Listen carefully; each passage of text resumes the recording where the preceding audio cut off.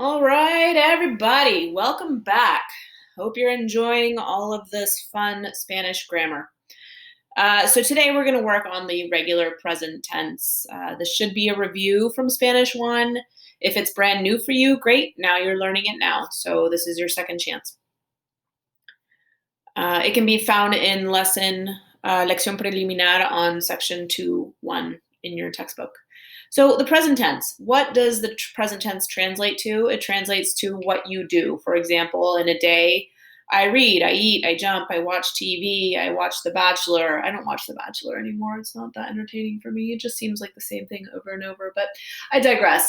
So I speak Spanish so well. You all are going to speak, well, gonna speak is not present tense, but you already speak Spanish so well. First,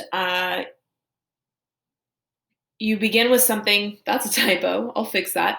You begin with something called an infinitive. So the infinitive is any verb that's unconjugated. So for example, they always start in English with to. So to jump, to run, to play, to watch The Bachelor, to speak really good Spanish, to correct typos in your slides. All of those things. However, we can't include infinitives in our sentences and expect them to make sense. So we don't say, I too swim in the pool. I too correct my sentences. You have to do something that's called conjugating, which is assigning an activity, an action to a subject pronoun.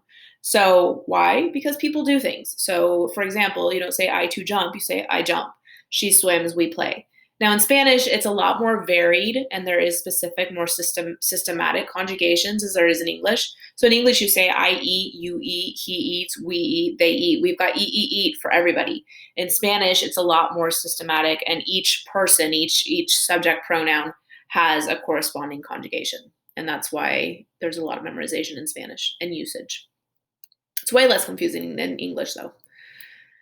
So how do we conjugate? How do we form the present tense for regular AR verbs?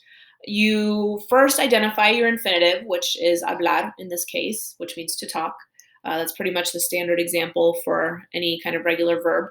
And you eliminate the AR ending. So we take that out, we cross it off, and it becomes habl. So that's what you're left with in your stem. You add the following endings for the corresponding subject pronoun. So it's always going to go in this order as far as conjugation goes. And you're left with yo hablo, tú hablas, él, ella, usted habla, nosotros hablamos, vosotros habláis, ellos, ellas, ustedes hablan. And what those mean is I talk, you talk, he talks, we talk, y'all talk, they talk.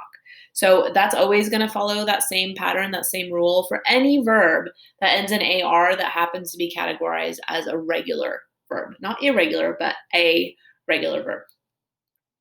Following along, I hope so. Please ask in class if you have any questions.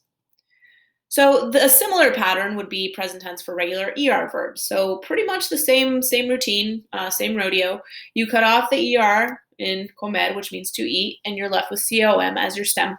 And you just add the following endings for the corresponding subject pronouns, como, comes, come, comemos, coméis, comen, and that's your present tense. So how would you say they eat, for example? You're going to select this one, ellos, ellas, ustedes, comen. Ustedes and ellos, by the way, is not the same thing. So we'll talk about that later. Present tense, regular IR verbs. So again, same thing, just rinse and repeat.